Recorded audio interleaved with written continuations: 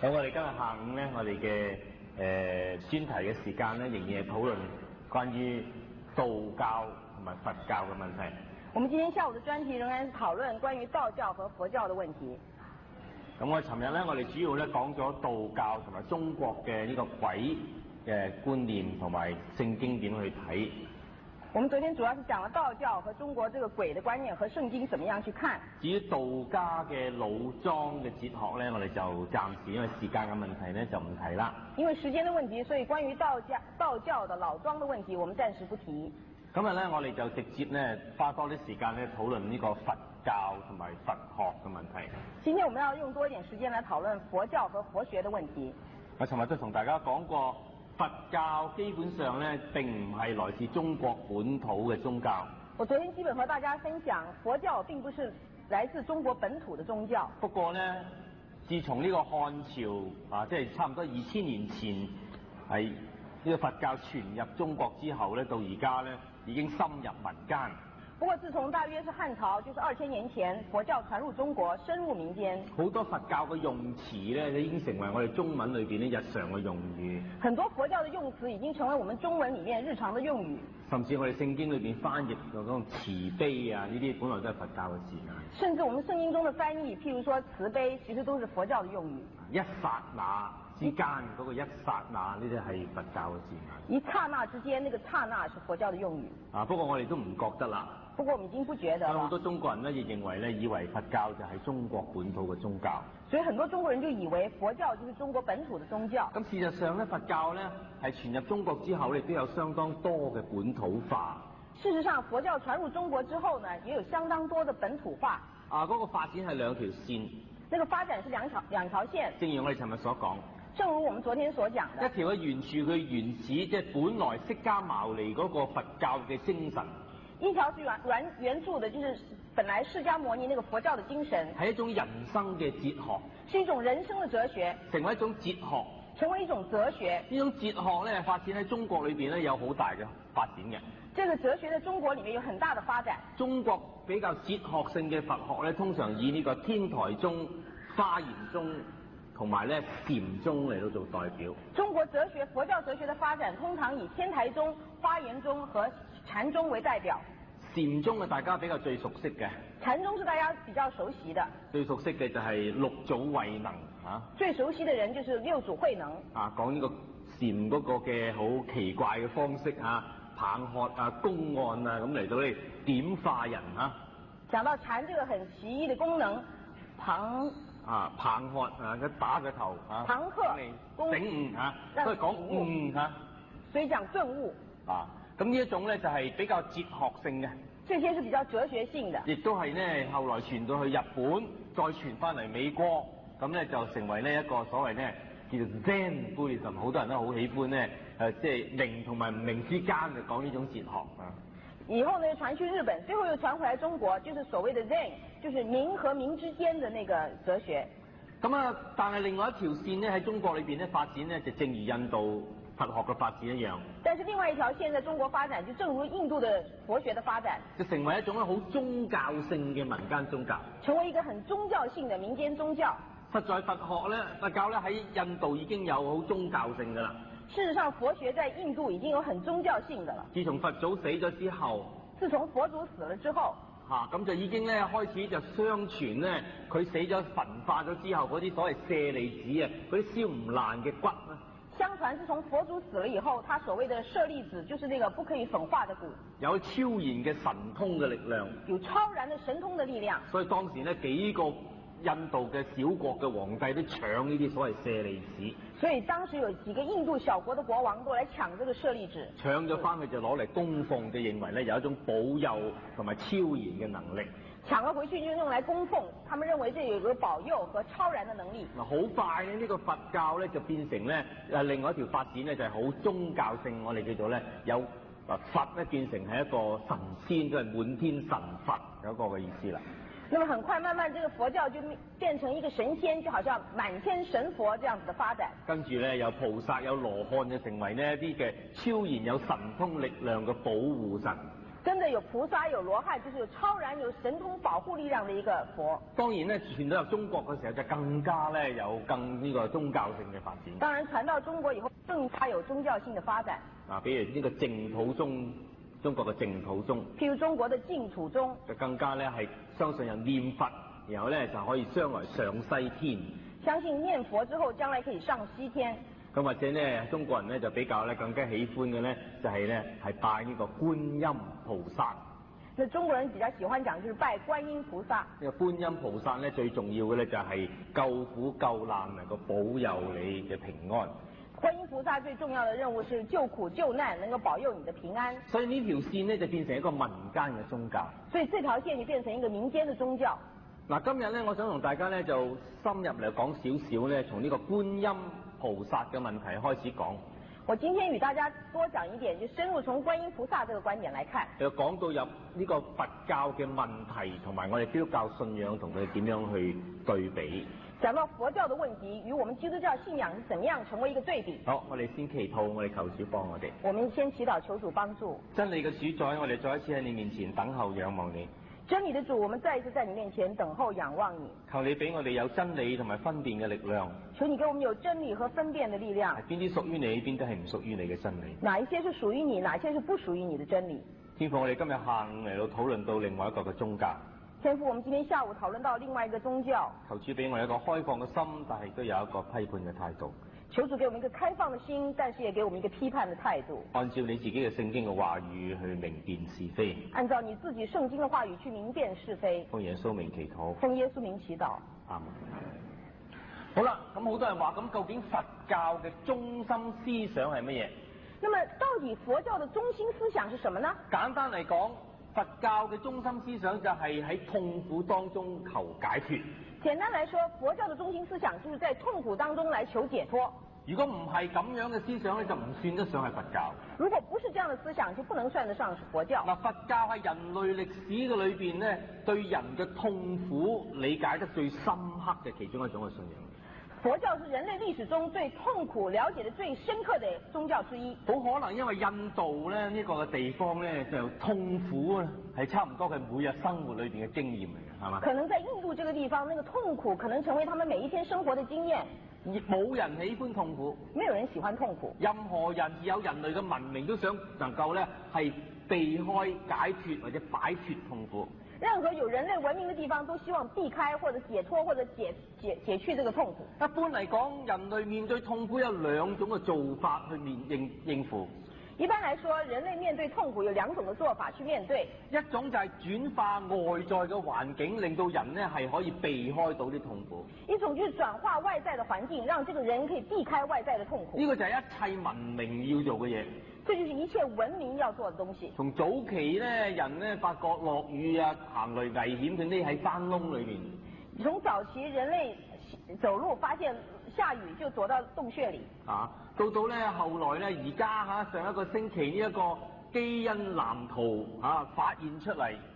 一直到現在，上個禮拜基因藍圖發現出來，都係想做一啲嘅藥物啊，改變呢一個大自然嘅環境，令到人呢冇咁容易受自然界嗰個痛苦所侵害，係嘛？都是希望能夠發明一些藥物來改變這個自然環境，讓人不要受到這些自然環境所帶來的痛苦。我話呢種咧係叫做改變人外在嘅環境，以致咧人呢係減少咗面對痛苦嘅機會。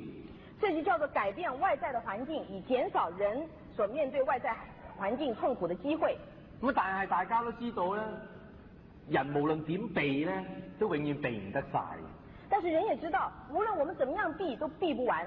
佛教嘅智慧咧就喺呢度就話，人嘅痛苦根本就避唔開。佛教的智慧就是說，人的痛苦是根本是避免不了的。避得今日，避唔到聽日；避得了今天，避不了明天；避到今年，避唔到下一年；避得了今年，避不了明年。最著名嘅就係四苦：生老病死。你乜嘢人，你乜嘢地位，你幾多錢，你都要面對。最出名就是四苦：生老病死。不管你是什麼人、什麼地位、多少有錢，都是還要面對這四個苦。所以呢，佛教嘅智慧走另外一條線，另外一條路去解決人嘅痛苦問題。所以佛教的智慧就是走另外一條線來去面對人類的痛苦。就唔係改造外在嘅環境，而係改造內心自己人自己嘅世界。不是改變外在的環境，而是改造人自己心中內在的世界。改變人嘅心境，改變人嘅視野，去讓痛苦唔再成為痛苦。改變人的心境，改變人的視野，讓這個痛苦不再變成痛苦。呢個就係當年釋迦牟尼想最徹底解決所有痛苦嘅問題嘅做法。這就是當年釋迦牟尼所要解決所有痛苦的辦法。既然生老病死都避唔開，既然生老病死都避不開，都冇法取消佢，都沒有辦法取消。最積極嘅或者係最徹底嘅方法就係取消我自己，讓生老病死都唔損害到我。最積極、最有效的方法就是取消我自己，讓生老病死對我無效。嗱，取消自己梗唔係自殺啦嚇。取消自己並不是說自殺，而係話喺個心境上邊轉化呢啲嘅痛苦。而是在心境上轉化這樣的痛苦。點樣轉化呢？怎麼樣轉化呢？嗱，呢種係一種智慧嘅自我改造嘅思想嚟嘅。這是一個智慧的自我來改造的思想。因為佛教睇見人其實最痛苦嘅，其實佛教看見人最痛苦的個根源，那個根源係人希望一啲嘢，但係得唔到。就是人希望一些東西，但是得不着。或者得到一啲嘢，你好珍惜佢，但係點知佢失去嗰陣時嘅痛苦係最深刻、最難受。或者你希望一些東西你得到了，但是最後失去了，這樣的痛苦是最深刻、最難受的。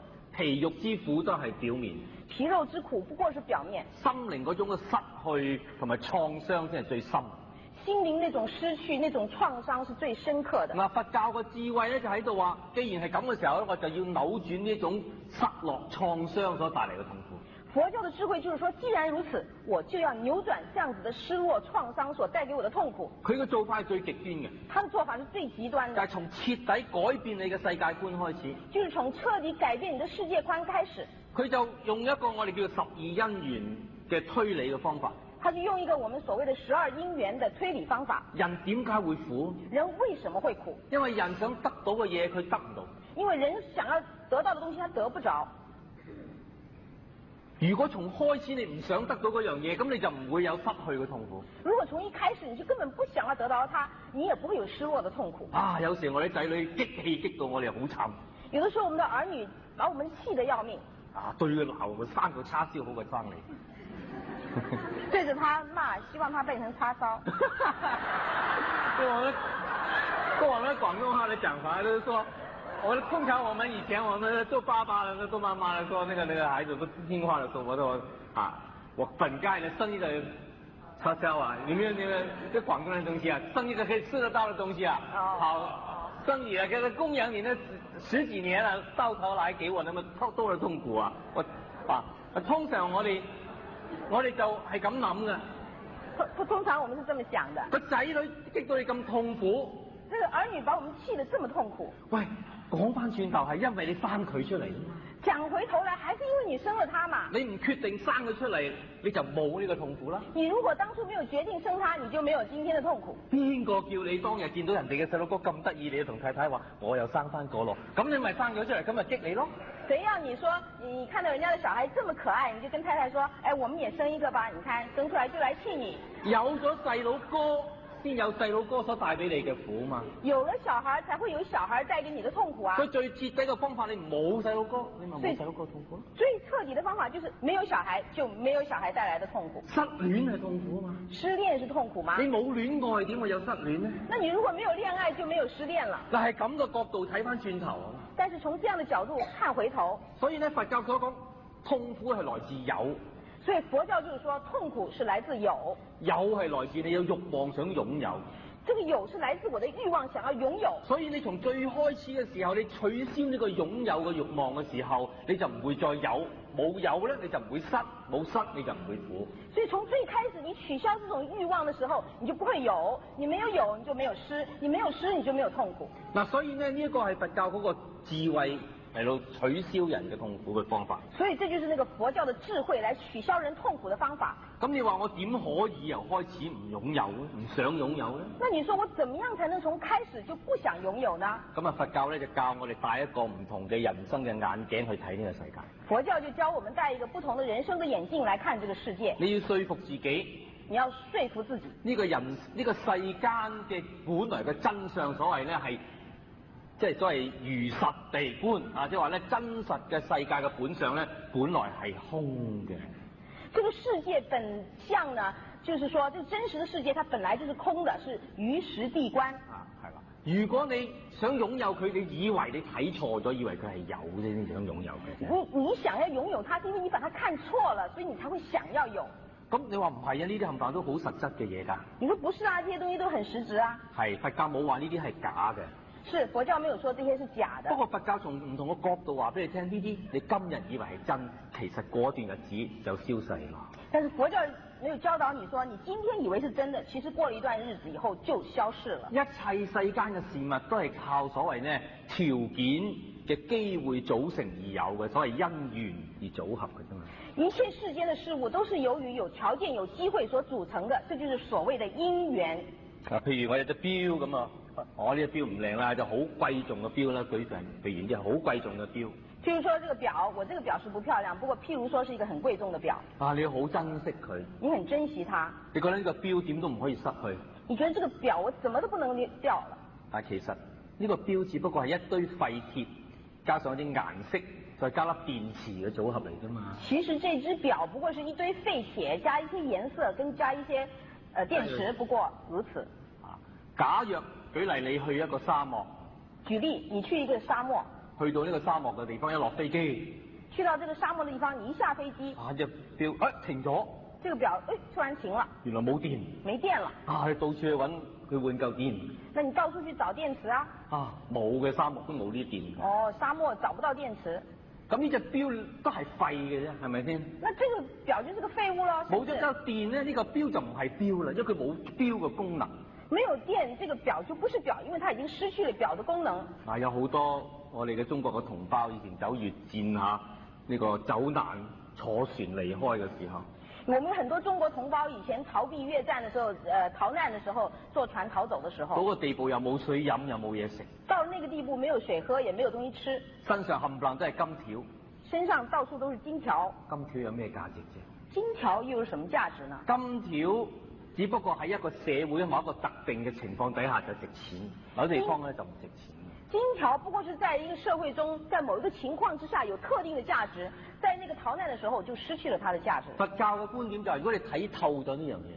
佛教的觀點就是說，如果你看透了這樣，你戴一個特別嘅人生嘅眼鏡一睇，原來呢啲嘢畢竟都會係空嘅話，你戴一個特別人生嘅眼鏡去看，說哦，原來這些畢竟都是空的，你就唔會咁緊張要擁有佢，你就不會這麼緊張要想擁有它。如果你能夠說服到自己睇通咗嘅話，如果你可以說服你自己看通的話，樣樣嘢你都唔需要擁有，樣樣東西你都不需要擁有。咁嘅時候你就唔擁有就唔會有失去啦。那你就沒有擁有，那你就不會有失去。冇失去嘅時候你就唔會有痛苦。沒有失去的時候你就沒有痛苦。嗱，你話基本上佛教嗰個哲學裏邊咧最特別嘅地方，這是基本上佛教的哲學裡面最特別的地方。你話係咪智慧咧？係相當有智慧嘅。你說有沒有智慧？相當有智慧。係咪相當有智慧啊？是不是相當有智慧？好啦，咁呢一種嘅思想，究竟我哋從基督教點樣去睇佢呢？咁，那麼這樣的思想，我們從基督教怎麼去看它呢？我哋一陣間咧先留待一陣間，我哋咧全面去思想。我們先等一等，我們等一下全面去思想。我哋先講咧佛教咧轉到入去變咗呢一個嘅宗教化嘅時候咧，就產生一種咧佢自相矛盾嘅理解啦。我們在講佛教漸漸進去宗教化之後，它就發生一個自相矛盾的理解。因為今日大部分嘅中國人佢信佛，所謂信佛咧，基本上唔係信我哋頭先講嗰個咁高深嘅哲學。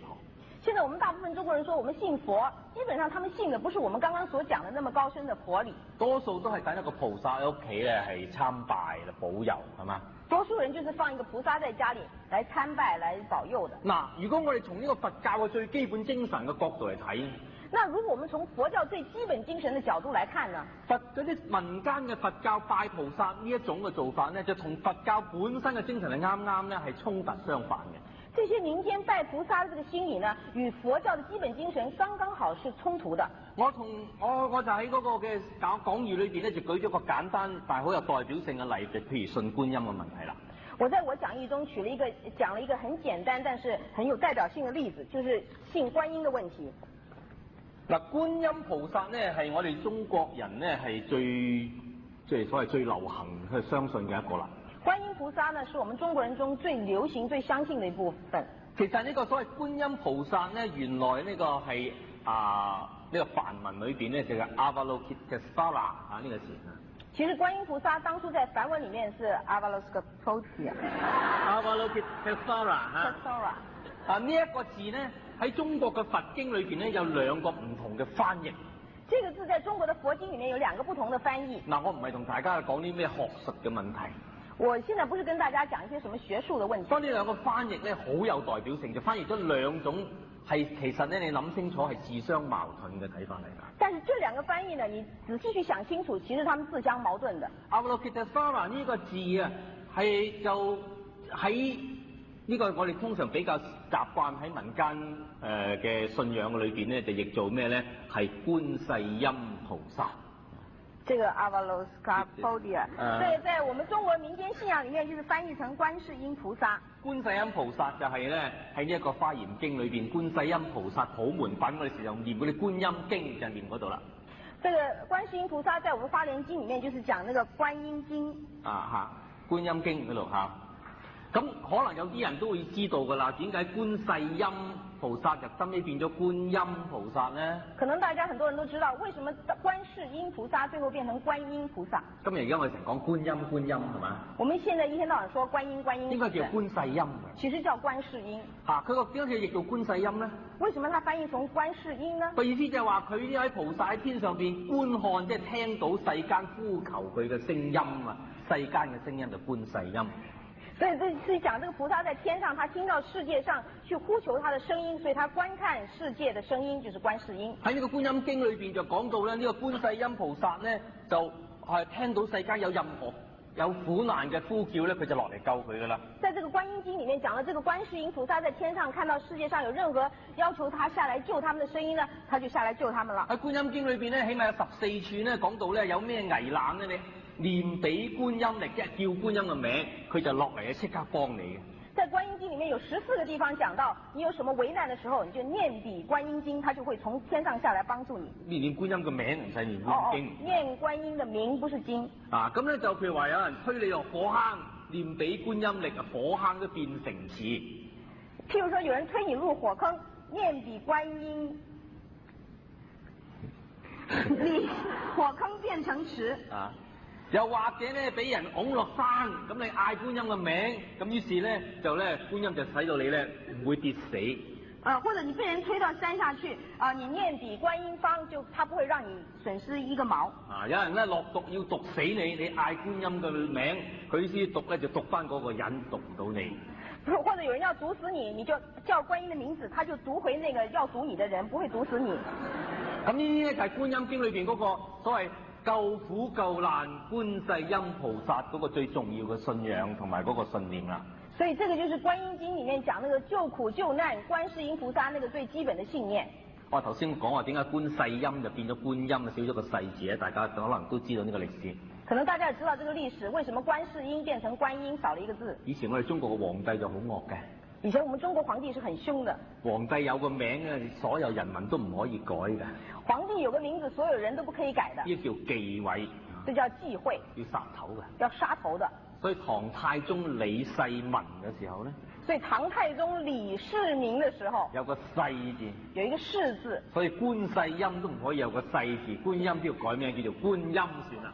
所以觀世音都不可以有個世字，觀世音就改名叫觀音。所以唐太宗之後，所有觀世音都變咗觀音。所以唐太宗之後，所有的觀世音都變成觀音。我哋中國啲王都幾惡㗎喎。你看我們中國皇帝是不是很兇？神仙都要改名啊。神仙也要聽他改名。好啦，呢一個觀世音嗰個信仰本身就係一種好民間式嘅救苦救難嘅信仰。這個觀世音嘅信仰就是。民間很救苦救難的信仰。中國人嘅信仰就好實際嘅。中國人信仰是很實際的。你幫我咧，我就供奉你咯。只要你幫我，我就供奉你。你唔幫我，我就抌咗你噶啦。你不幫我，我就把你丟掉。大家都知道好現實嘅。大家知道我們很現實的。每年呢個農曆新年之後咧，就好多呢啲嘅像咧抌出街嘅。每年農曆新年之後，就很多的這些偶像丟到街上去。即係每一年咧，農曆新年咧就幫佢清算，即係想你幫唔幫我，你幫唔到就抌你。所以每年農曆新年就來清算，看你去年有沒有幫我，你不幫我就把你丟了。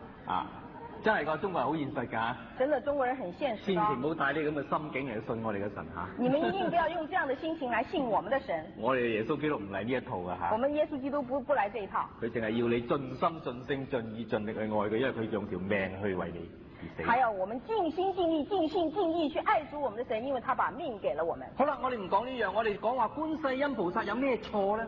但我們不講這個，我們講觀世音菩薩有什麼錯呢？觀世音菩薩呢種信仰嘅特色，等喺佛教嘅信念裏邊就會係錯啦。觀世音菩薩這個信仰的特色，把它加諸在佛教上面，這就是錯了。因為頭先我哋講呢個阿巴魯吉特沙拉呢個字咧，喺中國仲有另外一個嘅翻譯嘅。剛才我們講這個字 Avacostratia， 在中國是另外有一個字的翻譯的。呢個好難嘅，呢個唔記嘅名。對唔住啊，因為呢個字係好長嘅嚇。喺唐玄奘咧，喺呢一個我哋亦都好識嘅、好熟悉嘅另外一個嘅經就叫《心經》。唐玄奘呢有另外一個經，我們很熟悉的，就是叫《心經》。啊，《心經》大家都聽過啦嚇。大家都聽過《心經》。啊，全文咧就叫做咧係《般若波羅蜜多心經》，不過通常叫做《心經》。傳文叫做《多耶密多波羅心經》，不過就是簡單叫《心經》。喺《心經》裏邊咧，呢一個名咧就譯做唔係觀世音菩薩，就叫做觀自在菩薩嘅。在《心經》裡面，這個觀世音菩薩不叫觀世音菩薩，叫做觀自助菩薩。自在。自在菩薩。啊，咁大家都好熟呢個《心經》，如果你讀你要明白佛教嘅，多數都識背㗎啦。呢個《心經》好短嘅。你明白佛教嘅話，可能都會背這個《心經》，很短的。講呢個觀自在菩薩行深般若波羅蜜多時，係嘛？照見五蘊皆空，度一切危厄，一路咁樣背落去啦。觀自在菩薩行深般若若波多時，照見五際皆空。啊，咁啊呢度你唔熟都唔緊要，跟住嗰啲實識嘅，識即是空。就空即是色咁啊講啦，都大家聽過啦。前面不懂沒關係。唱過啦嚇。後面就是色即是空，空即是色，你們歌也唱過了。點解呢度翻譯成為觀自在菩薩呢？為什麼這裡翻譯成為觀自在菩薩呢？都好有意思，講咩叫自在？很有意思，什麼叫自在？唔翻成觀世音。不翻成觀世音。自在嘅意思係點解？自在的意思是什麼意思？就係好自在咁解咯。就是很自在啊。好自由自在咁解。很自由自在啊。即係話一個人，如果佢能夠睇通咗呢個世間畢竟係空嘅。如果一個人他看清楚了這個世界畢竟是空的，咁佢就可以好自在、自由自在啦。他就可以很自在、自由自在。佢冇所追逐。他無所追逐。個心亦都冇所嚟到留住。他心也無所留住，無所執着，無所執着，有又得，冇又得，有也好，沒有也好。啊，呢一種境界就好自在啦。這樣的境界不是很自在嗎？啊，所有痛苦都唔會影響到佢。頭先我哋所講，所有的痛苦都不會影響到他。個意思就係咁，所以佢就叫做觀自在菩薩。意思就是這樣，所以它叫做觀自在菩薩。其實呢兩個名唔係一個翻譯上邊嘅問題而已。其實這兩個名字不是一個翻譯上的而已，隱含咗佛教裏邊兩個自相矛盾嘅問題喺度咯。這裡出現了佛教裡面自相矛盾的兩個觀點，就係究竟我哋信嘅一個佛教徒，佢要信觀自在，一係觀世音。所以究竟一個佛教徒，他要信觀自在呢，還是觀世音？如果佢係信觀自在嘅，如果他是信觀自在，真係有一種嘅哲學咁樣嘅人生嘅體會嘅。真是有這樣一個哲學人生嘅體會的。佢怕咩人害佢啫？他怕什麼人害他呢？使乜一就嚟害佢嘅時候就嗌觀音，叫觀音救佢啫？只要有人來害你，你就趕快叫觀音，觀音就會來救你。更加唔會啦，好似而家啲現代啲嘅佛教咁樣咧，就保佑你發達啊，中六合彩啊咁樣。更加不會像今天的佛教一樣保佑你發達啊，還要中六合彩。觀世音咧就讓我哋能夠咧避開危難。觀世音讓我們能夠避開邪難。觀自在咧就教我哋有危難都唔影響到我哋。觀自在的就是說我們有危難了也不影響到我們。所以民間嘅佛教咧係喺佛教嘅精神裏邊咧一種嘅我哋話偏差嚟嘅。所以民間的佛教是在佛教的精神上一個偏差。越信呢個民間嘅佛教，而信這個民間的佛教，就越係咧執着呢個世間嘅嘢，就越是執着這個世間的東西，就越係冇安全感，就越沒有安全感，就越偏離佛教本身嘅精神，就越偏離佛教原來的精神。嗱，今日我而家仲未批評佛教啱或者唔啱，但係佢兩個之間自己就冇辦法有一個一致性喺度。今天我還沒有批評佛教到底對還是不對，但是他在自己兩個觀念之間就無法取得一致性。或者我哋講多兩句關於觀世音，即係話呢個咧，即係民間嘅佛教嘅問題先。或者我再多講幾句這個觀世音，就是民間佛教這個問題。然後先至再轉到佛教嗰個基本精神觀自在呢個咁高嘅境界。然後再轉到這個佛教基本精神觀自在這麼高的境界。觀世音咁多人信，觀音咁多人信，係因為佢靈驗。觀世音這麼多人信，觀音這麼多人信，是因為它靈驗。救苦救難救災。救苦救難救災。冇咗呢兩樣嘢咧，我諗就冇咩人信觀世音菩薩㗎啦。沒有這樣的救呢，就我想沒有很多人要信。嗱，我哋從一個信仰度啦，從一個比較客觀嘅角度嚟講，呢個問題係好複雜。我們從比較客觀的觀點來看，這個問題是非常的複雜的，而且隱含咗一個好大嘅問題。而且，隱藏了一個很複雜的問題。首先我哋講有求必應先。首先我們講有求必應性。中國人信一個嘅宗教，尤其信佛又好，信菩薩又好，最緊要就係佢有求必應啊嘛。中國人信一個宗教，無論信佛也好，信菩薩也好，最主要就是因為他有求必應。頭先我哋嘅觀音經就係佢最好嘅就係有求必應，一嗌佢就幫你，一嗌佢實幫你啊嘛。剛才我們念觀音經最棒的就是他有求必應，你一叫他就幫你，一叫他就幫你。嗱，如果你有人生嘅體驗，如果你有人生的體驗，我哋坦白嚟講，我們坦白來說，有求必應就一定唔係一個好嘅神。有求必應就一定不是一個好的神。你講乜嘢？你說你講什麼？我一眼望落去，我諗大家有翻上下年紀。我一眼望下去，我想大家都有一點年紀了。你都養大過細佬哥咯。你都比小孩子要大啊。你都有仔女養大過佢哋。哦，對不起，你們都有兒女養大了兒女了。你唔好話有求必應嘅神啦，有求必應嘅爸媽都唔係好嘅爸爸媽媽。不但是有求必應的神不是好神，有求必應的爸爸媽媽都不是好爸爸媽媽。害死你個仔啊！有求必應。有求必應會害死你的兒子。有時你個仔要求你嘅嘢，你盡力可以俾佢，你都會俾佢。有時候你的兒子向你要求東西，你會盡力的給他。但係有時佢係要嘅嘢，唔係佢真係要嘅嘢。但有時候他要的東西不是他真是要的東西。臨食飯佢想食糖，快要吃飯他要吃糖。你話對唔住啦，而家唔食得糖。你說對不起哦，現在不能吃糖。佢更大聲喊，他更大聲哭。如果佢話哎呀喊佢就好啦，俾你嗱，嗰啲父母真係抵死啦，實害死嘅。如果你就趕快給他，那你這個父母是該死哦。有時嗰啲苦難亦都俾父母有時容許細路哥有痛苦㗎。有時候父母要容許兒女們有痛苦。我試過我女半夜發高燒。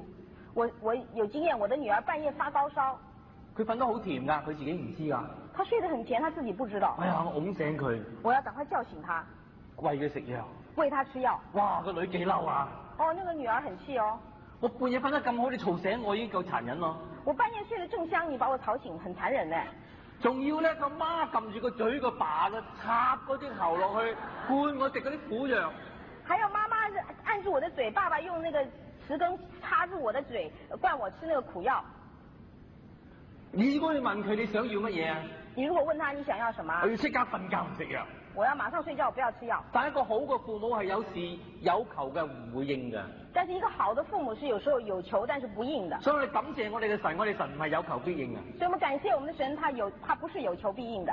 中國嘅神呢，就係有求必應嘅先至害死你，千祈唔好信個有求必應嘅神。中國那些神有求必應就會害死你，所以你一定不要去信那個有求必應的神。嗱，咁講好似好奇怪咁，但係你諗清楚係咪一個事實？你這樣講也許有點奇怪，但是你想想清楚，是不是事實？觀音菩薩如果有求必應嘅話咧，一定唔係好嘅神。觀音菩薩有求必應，一定不是一個很好的神。我哋再進一步問一個另外一個問題。我們再進一步問另外一個問題。就係靈驗啦。就是靈驗。我哋好多人咧就話觀音菩薩啊，好好啊，好靈驗。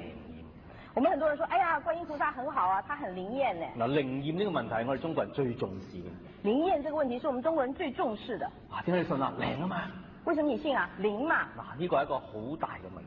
這是一個很大的問題。呢個牽涉到靈界嘅問題。就牽涉到靈界的問題。我想講多幾句啊。我想講多幾句。靈驗咧，就因為嗰個嘅對象係真實嘅，先至會靈驗嘅。靈驗就是那個對象是真實的，所以才會靈驗。我哋今日好多人話觀音菩薩好靈驗嘅。我們今天很多人說觀音菩薩很靈驗。觀音究竟係邊個？觀音到底是誰呀？我就讀聖經，我研究神學，所以我又好有歷史感，我走去研究個觀音嘅歷史根據。我是讀聖經也念神學，所以我很有歷史感，所以我就去研究那個歷史上觀音到底是誰。你話耶穌係邊個？我哋有好多歷史嘅根據，我哋有空嘅墳墓，所以佢復活，呢啲我哋冚唪唥都知道。你說耶穌是誰？我們很有歷史根據，我們有空的墳墓，我們有很多歷史證明耶穌是真實的。所以今日我知道我眯埋眼祈禱嘅時候，主耶穌喺度嘅，因為佢係真真實實存在過，並且讓我哋知道有把握嘅佢喺度。今天我閉起眼睛祈禱，我知道耶穌真實的存在的，因為他是被我們證明他是活神。最虔誠嘅佛教嘅學者都冇辦法能夠唔承認觀音呢一個嘅即係唔係叫人物啊？呢一個嘅名字咧冇歷史根據。最虔誠的一個佛教徒都不能證明這觀音菩薩他在歷史上是有根據的。當今最著名嘅淨土宗日本嘅學者武植義內，佢都承認觀世音菩薩甚至呢一個嘅或者係我哋話係阿彌陀佛呢啲咧，冇真正歷史上存在過嘅。最有名的這個佛宗的日本的佛學家木吉義奈，他也無法證明說這個。觀音菩薩啦，或者係阿彌陀佛呢啲係真係存在過嘅。觀音菩薩或者是阿彌陀佛是真正存在過的。呢啲故事嚟嘅啫嘛。這些不過是故事而已。大家都知道。大家都知道。大家都可能都聽過啦，觀世音菩薩觀音喺印度傳過嚟中國嘅。大家可能聽過觀世音或者是觀音菩薩是從印度傳過來的。觀音而家大家都知啦，又靚又女人係嘛？但係喺印度咧係男人鬍鬚佬嚟。觀音大家都知道啦，是很漂亮的一個女人，但是她在印度是一個有鬍子的男人。你喺敦煌嘅石窟裏邊嗰個觀音都係鬍鬚佬動呢隻腳嘅。你在敦煌的石窟裏面看到那個觀音，他都是一個有鬍子男人把腳翹的。動呢隻腳唔係粗魯嚇，就代表皇帝見下屬嘅意思啫。把腳弄起來不是粗魯，它是代表皇帝見下屬的意思。咁點解會變成女人呢？那為什麼它會變成女人呢？入到中國鬼叫佢有儒家嘅思想影響中國人。進入到中國以後呢，因為他有儒家的思想，孔孟的思想。孔孟嘅思想係男女授受不親。孔孟的思想是男女授受不親。觀音救苦救難救災。觀音是救苦救難救災。老實講，中國嗰陣時候最多苦難嘅就係女人同埋細路哥。其實老實說，那個時候中國最多的苦難就是小孩子和女人。女人佢哋難過喊嘅時候，多數喺房裏邊。那些女人難過哭的時候，大部分是在房間裏。呢個係唯一嘅私人嘅空間。這是他唯一私人的空間。所以嗰陣時，如果一喊一呼叫呢個菩薩嘅時候，嚟咗個鬍鬚佬入到間房，中國人冇辦法忍受呢個事。所以如果他一呼叫的時候呢，突然來了一個鬍子的男人進到他這個女人的房子，不可能的事情。所以慢慢就變身就變咗女人。所以慢慢的變性變成女人。又加咗個中國嘅 version，即係中國嘅版本。又加上一個中國的版本。有一個叫做妙善公主嘅傳統咧，大家聽過啦嚇。叫做妙善公子的傳統，公主。妙莊王嘅三公主妙善公主，後來咧就挖眼救父，就變咗觀音菩薩。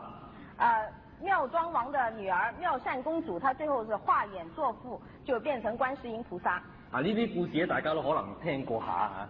這些故事大家可能都聽過一些。大家都知道啦，咁講啊，冚唪唥古仔嚟嘅啫。大家都知道，這樣講不過是說故事嘛。咁印度嗰個男嘅觀音咧，本來係傳說裏邊一個神話裏邊嘅太陽神。印度那個男的那個觀音呢，本來是傳說中間的太陽神。我講咁多做乜嘢？我講這麼多幹嘛？我想去比較下耶穌嘅歷史真實性同埋觀音嘅歷史真實性。我想比較一下耶穌歷史的真實性與觀音歷史的真實性。你今日你嗌耶穌去救你咧，都有譜嘛，係咪？今天你叫耶穌來救你，你都有根據。因為佢存在過，佢死，佢復活，佢勝過死亡，然後升天。今日我哋知道佢喺度。因為他存在過，他死，他復活，他勝過死亡，他升天，我們知道他是存在的。但係觀音啊，從來都冇存在過嘅。但是觀音是從來沒有存在的。冇存在過個嘢，佢嗌你嗌佢咧，佢應該冇嘢反應噶嘛。沒有存在的東西，你叫他應該是沒有反應的。你嗌佢冇反應咧，先係正常。你嗌佢有反應，你就驚喎。你叫他沒有反應才是正常啊！你叫他有反應，你才要害怕。你明唔明意思啊？你明唔明白我的意思？即係中國人嗌慣咗，冇諗過呢個問題。中國人叫慣了，沒有想到這個問題。因為從來冇存在過觀音呢一個真實嘅存在。因為從來沒有存在過觀音這個真實的存在。你一嗌佢嘅時候，佢竟然出現靈驗，你先驚啊嘛，係咪啊？你叫他的時候，他竟然出現，他靈驗了，你才要害怕啊！我個講義裏邊突然間貪得意啊，舉個例，即係你唔好講觀音啦，白雪公主啊！我的講義裡面，就覺得好玩，我舉個例子，你不要講觀音，你就講白雪公主。白雪公主係古仔嚟㗎嘛？白雪公主是個故事嘛？然後你話而家白雪公主好靈驗啊！等一下，你說白雪公主好靈驗哦！一嗌佢救苦救難白雪公主，你喊說救苦救難白雪公主，梗係冇反應啦！一定是沒有反應的。你明唔明啊？你明唔明？正常應該冇反應啊嘛。正常是沒有反應。你嗌話救苦救難白雪公主，你喊說救苦救難白雪公主，真係有白雪公主出嚟你就驚喎。真是有個白雪公主跑出來，你才會害怕。仲帶埋7個小矮人嚟，咁你真係慘啦你就，哇！呢啲乜嘢嚟㗎呢個？還帶了7個小矮人來，你就嚇壞了，說這些是什麼啊？你明唔明啊？你明唔明白？觀音越靈驗咧，就越恐怖喎。觀音越靈驗就越恐怖。嗰個肯定唔係觀音。那個肯定不是觀音。咁靈驗嗰隻係乜嘢？你知唔知？這麼靈驗的那個是什麼？你知道？嗱，我唔係咁樣攻擊人哋，我係真係講真話。我不是這樣攻擊人家，我真是講真話。我自己一個相類似嘅朋友嘅經驗。我自己一個類似朋友一個經驗。啊，佢咧就唔係信觀音，佢係神打就咧信齊天大聖。他不是信觀音，他是神打，他是信齊天大聖。嗱，我記得嗰陣時我哋咧，佢嘅太太係先去教會。我記得那個時候，他太太先去教會。呢個做丈夫有少少呢個即係黑社會嘅背景。這個做丈夫的有一點點黑社會的背景。我哋就認識到呢一位嘅丈夫。我們認識這一位丈夫。佢就玩神打嘅。他是玩神打的。玩咗10幾年。玩了10幾年。哇！我睇過佢表演。我看過他表演。真的好厲害。真的好厲害哦。大家知道聽過咩叫神打嘛？大家知不知道什麼叫神打？神打屬於中國道教其中一種嘅練功。神打屬於中國道教其中一種練功。即係佢即係契一個嘅天神啦，譬如有啲人係關帝啊，即係關公啊，有啲係齊天大聖啊咁樣。他靠着一個天神，譬如說是關公或者齊天大聖。你一念咒咧，請師傅啦，或者請師傅上身咧，佢就落嚟啦。你一念咒呢，請師傅上身，他就下來了。如果信關帝嗰啲咧，佢成個面都紅晒。如果你是信關帝，他整個臉都紅起來了。我朋友表演過俾我睇。我那個朋友表演過給我睇。佢一請齊天大聖落嚟。他一請齊天大聖下來，成個人嘅身手就好似馬騮咁樣。整個人嘅身手就好像猴子一樣。佢就好驕傲自己種嘢，呢種咁樣嘅功力。他很驕傲，他有這樣的功力。我話有時黑社會要打交咧，佢成個身手咁好嘢咧，咁就當然係好着數。那麼黑社會有時候要打架，他的身手這麼厲害，所以他很上算。事實上亦都好奇怪嘅，因為差唔多40歲人咧，如果唔係齊天大聖上身，都冇可能彎腰彎到咁緊要，可以咁嘅腰都可以彎得到。真係有超自然力量喺度。其實是非常奇怪的，如果不是齊天大聖上身呢，他40多歲的人，怎麼可能把腰彎的那個樣子？所以是有很古怪的。佢表演俾我睇。他表演給我看。我睇完之後。我看完之後。我同呢位朋友講，老兄。我就跟這個朋友說，老兄。我想問你個問題。我想問你一個問題。你師傅係齊天大聖呢？你師傅是齊天大聖。我係啊。他說是啊。靈唔靈啊？好靈啊。靈不靈啊？很靈哦。我齊天大聖係邊個？我說齊天大聖是誰啊？孫悟空，大家都知道。孫悟空啊，大家都知道。孫悟空係咩嚟嘅？孫悟空是誰啊？我《西遊記》呢個古仔裏邊一個嘅虛構嘅角色嚟嘅啫嘛。他不過是《西遊記》中一個虛構的角色。你話唐三藏都有啲可能歷史嘅存在啊？你說唐三藏還有一點可能在歷史上存在？因為唐朝真係有個唐玄宗就走去印度取西經因為在唐朝真的是有個唐玄奘，他真是走到印度去取西經。咁你孫悟空啊、花僧八怪、豬八戒呢啲冚唪唥都唔係嘅，係咪？那麼孫悟空、豬八戒這些都是假的嘛？係咪啊？大家都知道。大家都知道。即係孫悟空呢個馬騮精啊，從來歷史上邊冇真實存在過。這個孫悟空，這個猴子精，其實在歷史上不存在。我同佢講話真係冇㗎啦。我就跟他說，其實是沒有的。咁你一請落嚟嗰個，梗唔係孫悟空啦。那麼你一請下來那個，一定不是孫悟空。咁你知唔知嗰隻係乜嘢嚟㗎？那你知不知道請下來那個是什麼東西啊？我真係好驚奇，佢練咗10幾年，好似冇諗過咁嘅問題㗎喎。我真的非常驚訝，他練了10幾年，好像從來沒有想過這個問題。佢望住我，他看住我，真係好似冇諗過呢個問題喎。他沒有想過這個問題。跟住就答咗我一句説話。跟着他就回答我嗱，呢個好典型中國人信仰嘅做法。這是很典型中國人信仰的做法。唔使理佢係咩嚟嘅，靈就得㗎啦嘛。哎，不要理他是什麼東西嘛，靈就好了。係嘛？好多人咁答㗎，唔使理佢知佢係咩嚟㗎，靈就得㗎啦。是不是很多人都會回答你？哎呀，管他是什麼，就是靈就好了。我冇個辦法，我話你小心啲啊，你都唔知佢着係乜嘢。我就沒他辦法啦。我說好了，你小心一點咯，你要小心不知道是什麼東西。過咗幾個月就出問題。過了幾個月就出問題了。一路以嚟咧，佢請咧師傅就落嚟。從來呢，他一請那個師傅就來。但係嗰次咧不請自來。但那一次不請自來。嗰次就慘啦。那一次慘了。嗰次一齊食緊飯同屋企自己。那一次他自己正在和他家人吃飯。兩個仔女一家人食緊飯。兩個子女呢跟一家人吃飯。突然間孫悟空落嚟喎。突然間孫悟空下來了。突然間癲咗咁樣踢爛晒啲碗，打爛晒啲台。突然間他像發瘋一樣踢爛那些碗，打爛那些桌子。我哋點知啊？因為佢太太嚇到死咁，就係打電話俾牧師，我哋就知道。我們怎麼會知道？因為他太太嚇得半死，趕快打電話給。突然間就跳起嚟，大聲嗌啦冇。睡到半夜，突然間就跳起來打來打去。佢自己都好痛苦啊！他自己也很痛苦。佢開始發覺呢一隻嘢唔係佢控制，係控制佢啊！嗰隻呢唔知乜嘢控制緊佢。他發現這個東西不是他可以控制，而是這個東西在控制他。嗰陣時就返禮拜堂啦。這個時候他就回到禮拜堂。請牧師咧幫佢祈禱啊！請牧師為他祈禱。我記得嗰陣時我啱啱離開香港去加拿大移民嘅時候。我那時候我剛剛是離開香港去加拿大移民嘅時候。冇機會見到佢教會一啲總則趕鬼嘅弟兄姊妹同佢趕鬼嗰種嘅情況。我沒有機會見到那個教會中有一些會趕鬼的弟兄姊妹幫他趕鬼的情況。後來我問翻佢哋。後來我問他們。幫佢趕裏邊嗰個邪靈啊！基督教有呢個奉耶穌嘅名趕佢裏邊嘅邪靈出嚟。基督教有奉耶穌基督的名趕他心中的邪靈出來。趕佢出嚟嘅時候，奉耶穌基督嘅名嚟到問裏邊嘅邪靈係咩名嘅。趕他出來嘅時候，奉耶穌基督的名問他裏面那個邪靈是什麼？邊係齊天大聖都唔知乜嘢名嚟？怎麼會是齊天大聖？都不曉得是什麼東西。你弟兄姊妹話俾我聽啊，唔係一隻咁多，好多邪靈嘅，出現一個又一個。弟兄姐妹告訴我說，還不止一個邪靈，出現了一個又一個。有啲名啊，講出嚟都唔係中文嚟，唔知乜文嚟，唔知係尼泊爾文又係泰文。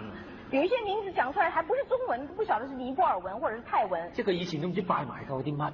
就是他以前不曉得拜一些什麼東西。後來呢個弟兄就悔改信主啦。後來這個弟兄悔改信主。喺個基督教機構裏邊做一間好簡單嘅工作，好愛主。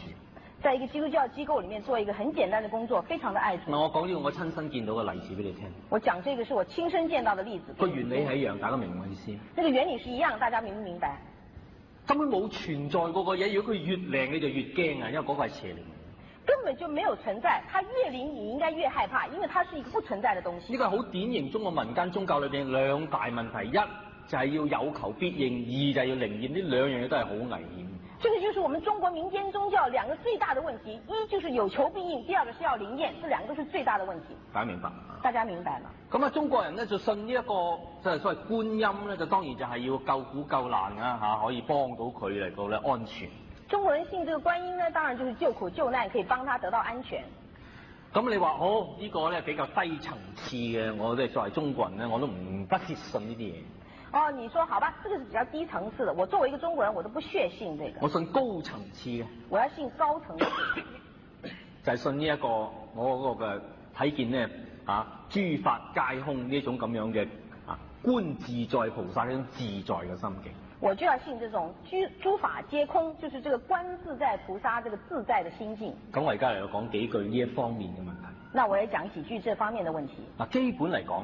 基本來說。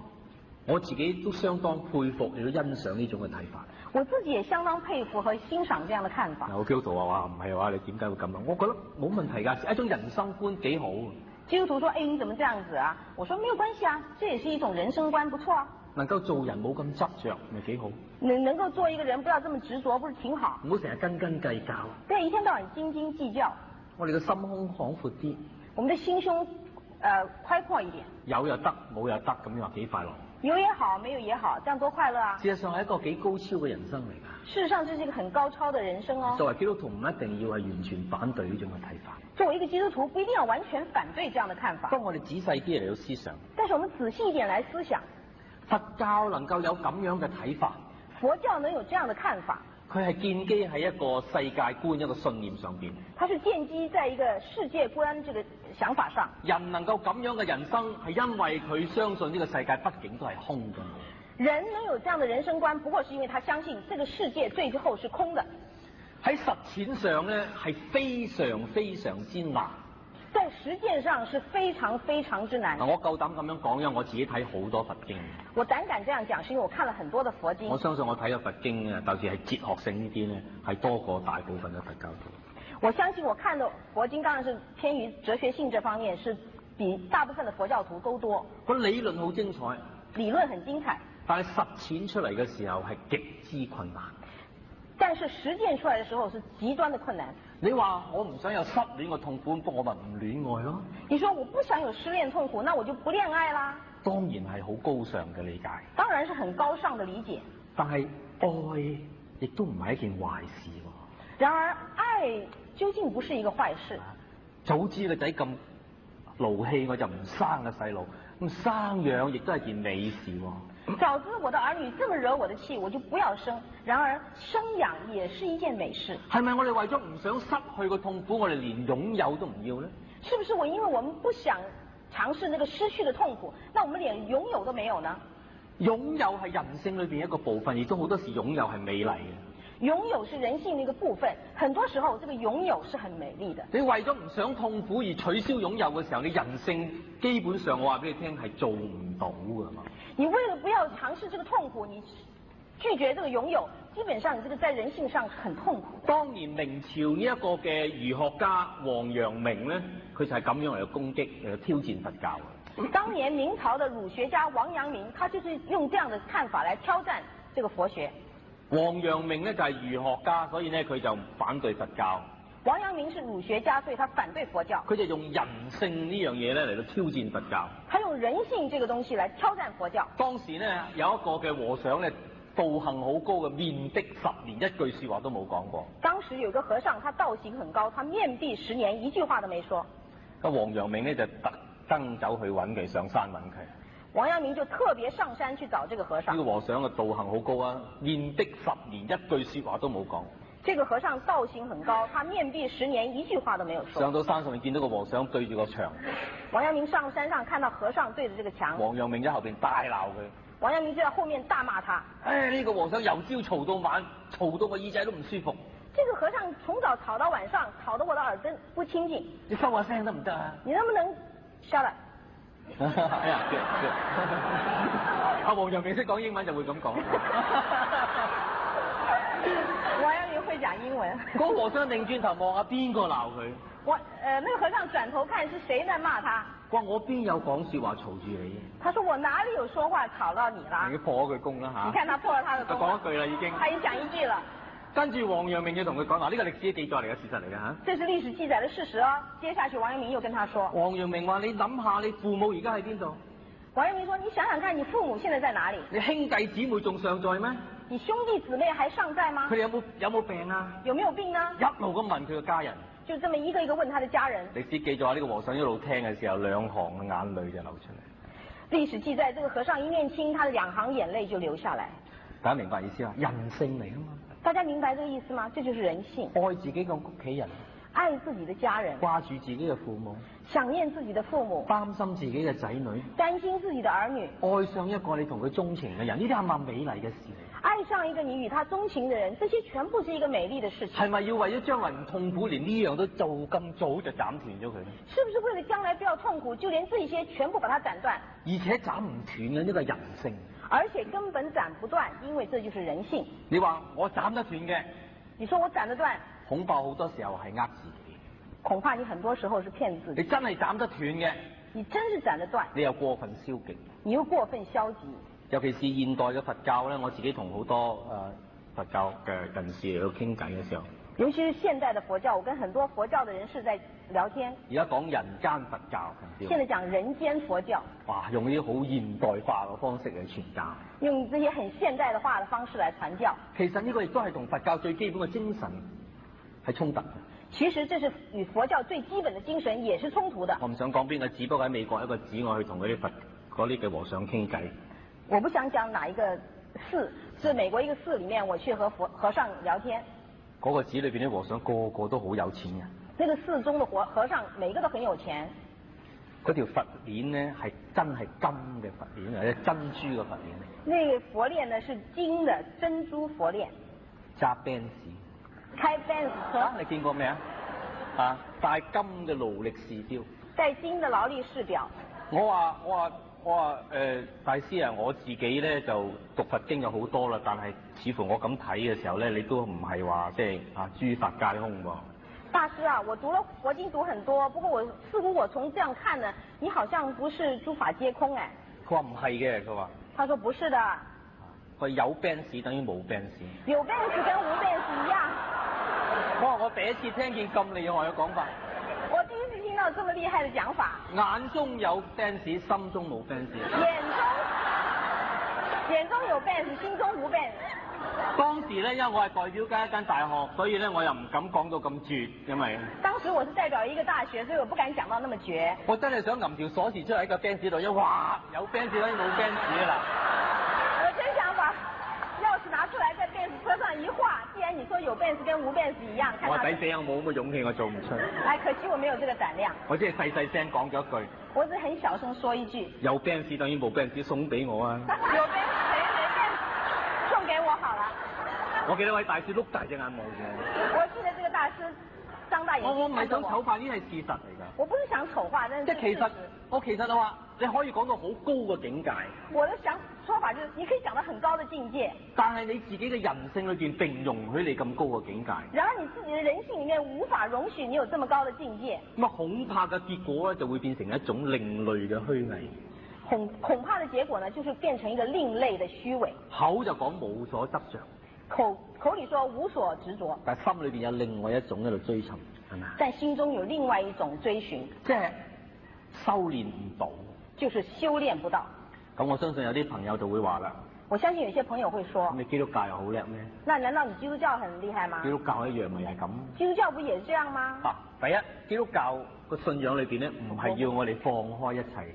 第一，基督教的那個信仰裡面，不是要我們放開一切。基督教話俾我聽，呢個世間係好㗎。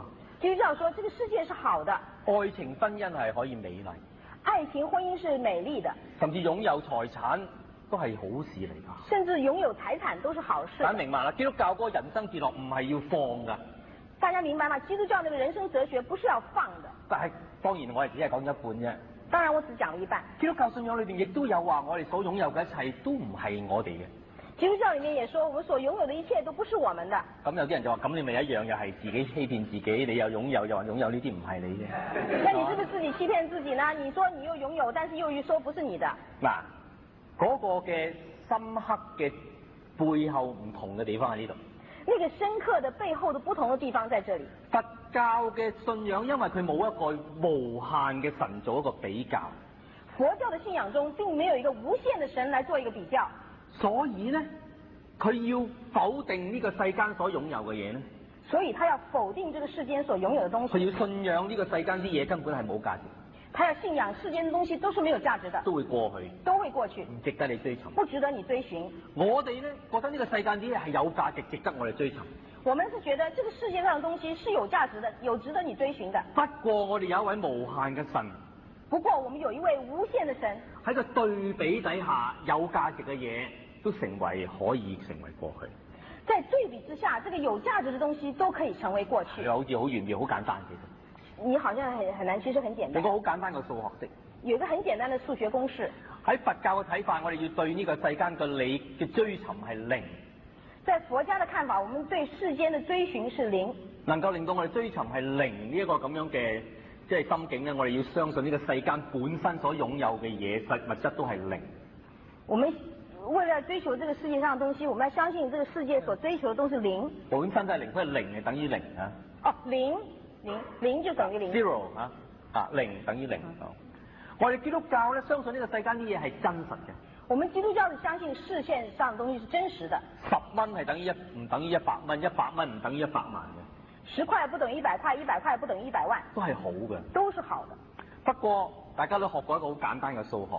不過大家都學過很簡單的數學。無論係咩嘅數字。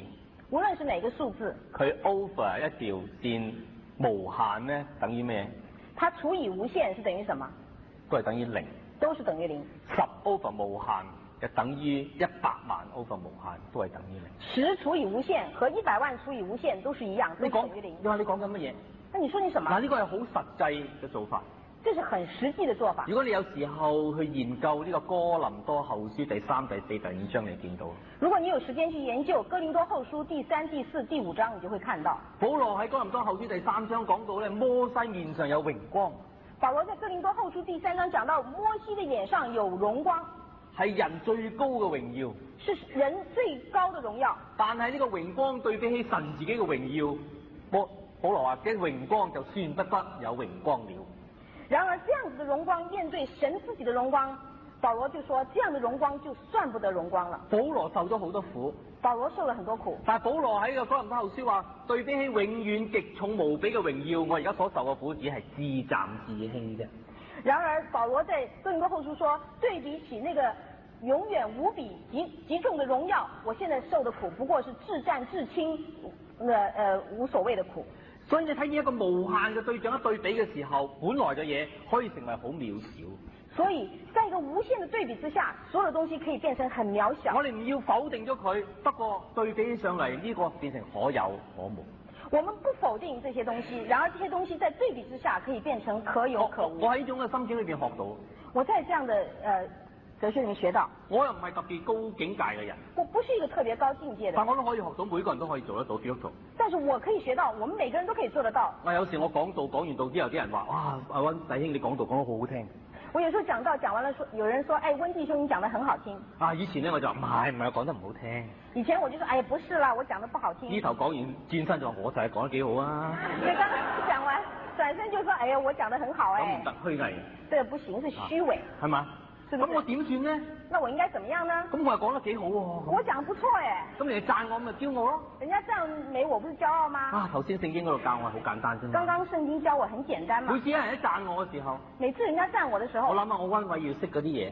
我想想我溫偉要懂得這麼一點點。比較起神自己個無限嘅智慧，比較起神他自己無限的智慧，微不足道啦。微不足道。你驕傲啲乜嘢？驕傲什麼嘛？大家明嗎？大家明唔明？我仍然肯定我自己係講得好，不過我可以唔需要驕傲，因為神喺我面前嘅時候，我驕傲啲乜嘢？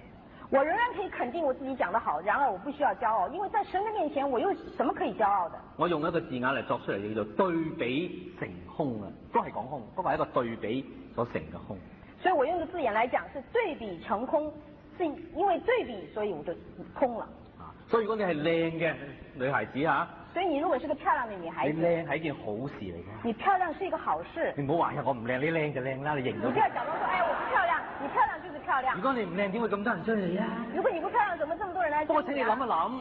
不過你想一想，對比起嗰位完美嘅神，你靚都算咗乜嘢呢？和那一位完美的神來對比，你那個漂亮算得了什麼呢？你就可以同時珍惜你嘅美貌，但係都可以喺神面前謙謙卑卑、感恩嘅過日子，係咪？你可以同時珍惜你的美貌，但是同時也在神面前謙謙卑卑感謝他的恩賜。有一位嘅喺20世紀初期嚟中國嘅傳教士，美國嘅傳教士。有一位在20世紀初期來中國，從美國來中國的傳教士，改咗個中國名叫楊氏桂玲，改了一個名字叫做楊氏桂玲。佢寫過一本嘅一本嘅自傳，就叫做咧係尋，唔知大家有冇聽過？即係中文譯做尋找嘅尋。他寫了一本自傳，中文的翻譯叫做尋，就是尋找的尋。講到呢位姊妹喺美國嘅時候，神呼召佢去中國傳道。講到他在美國的時候，神呼召他到中國來傳道。當時中國戰亂係好危險嘅地方。當時中國戰亂是非常危險的地方。但係呢位姊妹好有呢個負擔。然而這位姊妹很有這樣的負擔。好清楚神嘅呼召。清楚神的呼召。但係當時佢已經有一位就嚟同佢要結婚嘅另外一位嘅弟兄未婚夫。但是當時他有一位就快要跟他結婚的未婚夫。呢位未婚夫冇辦法接受佢要去中國同埋佢一齊去中國呢件事。這位未婚夫沒有辦法接受他要去中國，他沒辦法跟這個女士一起去中國。最後一個好大嘅掙扎之後，呢一位嘅姊妹決定放棄呢一段嘅感情。經過一番掙扎以後，最後這位姊妹決定放棄這一段感情。當然好痛苦。當然是非常痛苦。好難過。很難過。就喺佢寫佢呢一個嘅自傳到嗰章結束嘅時候，就在他寫這本自傳到那一章結束的時候，佢寫咗個好短一段嘅小嘅比喻，好有意思，我到而家都記得。他寫了一個很小一段的比喻，很有意思，我到現在都記得。嗰段說話係咁講，那一段話這麼說：佢當一間房間全部都係黑暗嘅時候，他說當一個房間全部都是黑暗的時候，有一點蠟燭嘅光，有一點蠟燭的光，你就會用盡各樣方法珍惜佢，唔會俾佢吹熄。你就會用盡各樣的方法去珍惜它，不要讓它被吹熄。呢個係唯一一點點嘅光，這是一個唯一一點點的光。但係當清晨嘅陽光從窗外面射進房間，然而當清晨的陽光從窗外射進房間的時候，滿室都光明，滿是光明，你就會毫不足惜咁樣吹熄呢啲蠟燭，都唔覺得有咩可惜。你就毫不足惜地吹熄這個蠟燭，你就不覺得可惜。大家聽得明嘅意思係咪？大家聽得明白嗎？對比成空，對比成空，經歷過神嗰個大愛嘅，經歷神那樣子的大愛，喺人生嘅苦難嘅裏邊嘅時候，本來好苦，可以成為冇咁苦，或者甚至可以輕自暫自輕。在人生遇到苦難的時候，你可以覺得沒有這麼苦，或者是你把這個苦楚視為至暫至輕的苦楚。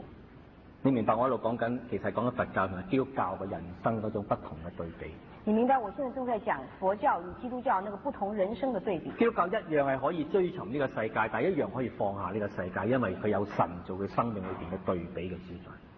基督教一樣可以追求這個世界，但是也可以放下這個世界，因為它有那個無限的神作為它對比。佛教嘅哲學，因為佢唔能夠承認有一位無限嘅神喺佢生命當中，所以佢唯有放棄呢個世界，先可以唔追求呢個世界。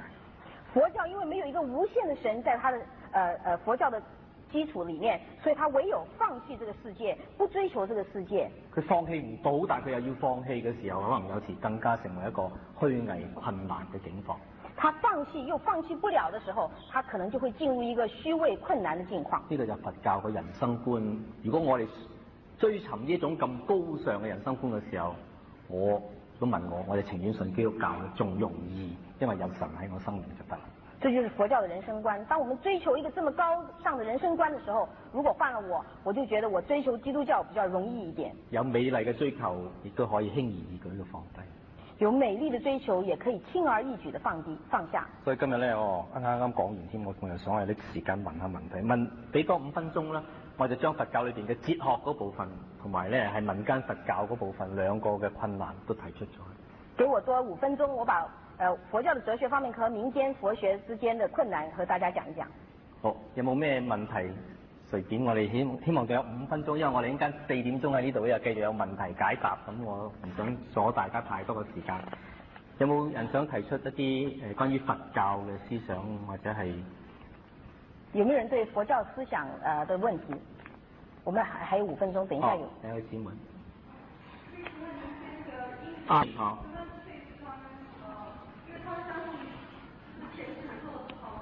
好。好。OK，輪迴嘅問題。因果輪迴嘅問題，因為佢哋相信前世，所以我哋點樣去說服佢哋？他是翻那個問題，沒問題，我哋而家回答啦嚇。哦。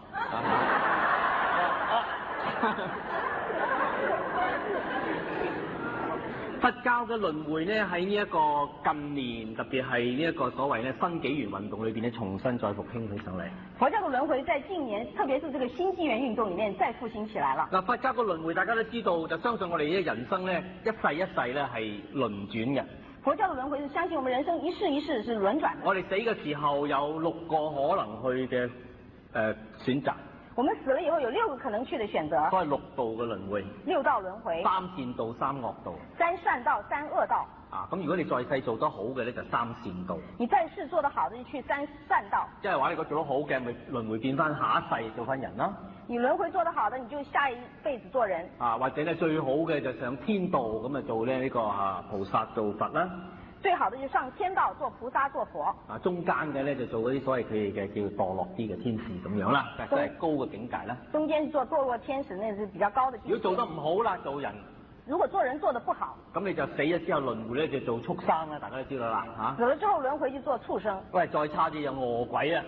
再差一點是餓鬼。餓鬼即係成日食都餓唔飽嘅鬼，咁啊好慘。就是那種一天到晚吃又吃不飽的鬼。最差嘅就係地獄啦，最差的是地獄。地獄就永世不得翻身，即係話咧唔會再輪迴啦。不過你就冇嗰啲機會啦。地獄就是永世不能翻身，就是你不要再輪迴，你失去機會了。咁即係話你再生呢一個行為嘅好壞，就決定你來世啊點樣，咁又再嚟一路不斷嘅就冇一個就唔係好似基督教咁嘅睇法。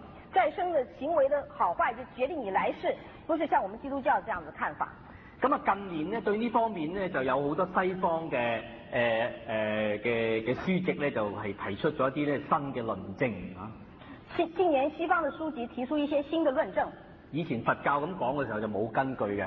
以前佛教這麼說是沒有根據的。而家咧就話咧有啲人咧就有所謂咧催眠嘅方式咧，諗翻起佢嗰個前世係公主啊或者係將軍啊咁樣。現在人就說可以用一種催眠的方式去回想他的前世是公主啊或者將軍。嗱，好多人嘅研究呢種催眠嘅方法咧就不可靠。很多人研究催眠的方法是不可靠。催眠嘅心理狀態就係嗰個被催眠者咧係受嗰個催眠嘅人咧完全控制。催眠呢，就是那個被催眠者呢，受那個催眠的人完全控制。大家可能都睇過催眠術嗰個嘅表演。大家可能看過催眠術的表演。催眠咗嗰個人之後，催眠那個人之後，叫佢直咁就直。叫他直他就直。打自己都好衰㗎，你打自己他就拼命打。即係完全冇自我嘅決定，就係純粹受嗰個催眠者嗰個控制。完全沒有自我的決定，完全受催眠者的控制。所以用催眠嘅方法嚟追尋佢前世係乜嘢嘅話咧？所以如果是催眠術來追尋他前世是什麼呢？嗰個被催眠嘅，你話你前世係咩？你想下，佢點都想啲嘢出嚟俾你，因為佢要聽你話。那個被催眠的人，你說前世是什麼？他一定會想一些東西給你的，因為是他被控制。多數係搶到佢嗰啲潛意識，以前遺忘咗睇埋嗰啲古仔啊，童年嗰啲聽見嗰啲嘅故事啊，咁樣將佢早埋，好似我哋發夢咁樣，就講個故事出嚟，咁你就話嗱，呢句前世係邊個啦咁。多數是出於他的潛意識，他小時候看了一些故事書啊，或者是他集合了一些不同的想法，就告訴你。當然仲有其他嘅，我時間我唔係好夠，我唔講咁多嚇。還有其他，我時間不夠。咁呢個輪迴一個觀點，首先第一，我哋聖經接唔接受呢個輪迴觀點？這個輪迴的觀點，首先我們看我們聖經接不接受這個輪迴。基本上咧，我冇時間呢個幾長複雜嘅，但係咧，我答案就係聖經係冇呢個輪迴嘅觀點。